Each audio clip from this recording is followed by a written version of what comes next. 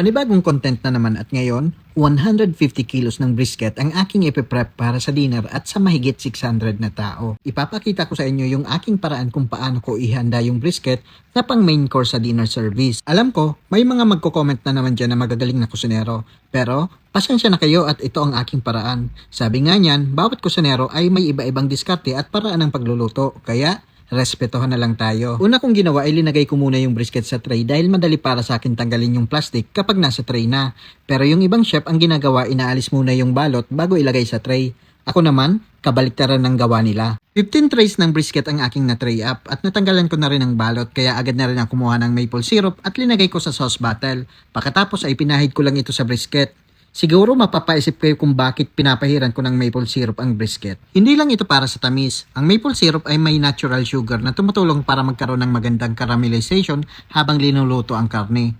Dahil dito, nagkakaroon ng mas dark at glossy na crust o bark ang brisket. Bukod dyan, nagbibigay din ito ng balance sa lasa. At isa pa, nakakatulong din itong mag-retain ng moisture sa surface para hindi madaling mag-dry ang brisket habang linuluto.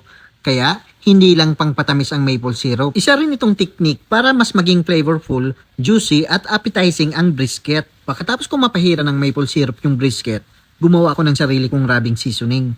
Ginamit ko lang dyan kung ano lang yung available na herbs at spice dito. Ipinahid at minasahe ko lang ito isa-isa sa brisket. Medyo generous yung pagpapahid ko ng seasoning para mag-penetrate pa hanggang sa loob yung flavor. At ito na rin ang magsisilbing marination dahil kinabukasan pa ito isasalang sa oven. Sinabi ko rin pala yung ginawa kong rub sa kasamaan ko na isa rin Pinoy. Pero di niya alam. Experiment ko lang naman talaga yan. Kung mapanood niya to, alam niya na yung lihim ko. Ito rin pala ang unang pagkakataon na ako nag-prep ng karne. Kadalasan kasi ako lagi ang nasa front kapag service. Yung setup kasi namin dito habang nasa service, usually yung isang chef magpe-prep lang para sa lulutuin kinabukasan. At yung isa naman bahala sa una na kung saan siya ang tagaluto ng cook to order at taga-top up ng pagkain sa Bain Marie. Pero ngayon, tatlo kaming chef kaya ang nangyari ako ang taga-prep ng lahat ng protein, yung isa naman taga-prep ng gulay habang yung isa naman ang in charge sa service. Pagkatapos ko mapahira ng maple syrup at rub yung brisket, dinagdagan ko lang ito ng rosemary na may kasamang dasal para sa dagdag na aroma at flavor ng brisket. Dito sa Mines, kapag FIFO chef ka, kailangan mabilis yung galawan mo. Lalo na kung marami kayong pinapakain tapos kulang pa yung chef. Kasi sabi nga niyan, di bali ng maaga matapos, wag lang kapusin sa oras. Kailangan kasi laging tama yung timing mo at organized dapat ang lahat. At maganda at effective na diskarte. Kaya dito sa amin, lalo na sa team ko, laging advance kami mag-isip. Kaya nga, kahit di pa tapos yung duty ko, yung isip ko nasa uwian na. Diba? Advance nga dapat.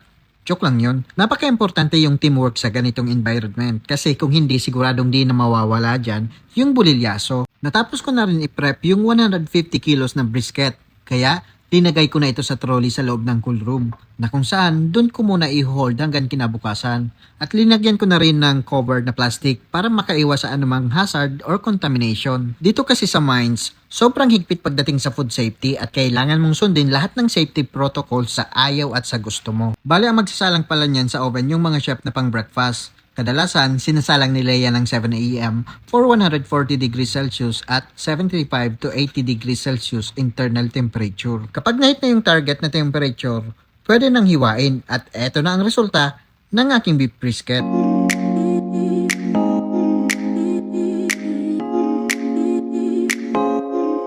Kusinerong Mayor ang kasama nyo sa biyaheng masaya. Sumama kayo, sumama ka sa biyahe. Dito masaya kay Kusinerong Mayor ay panalo ka.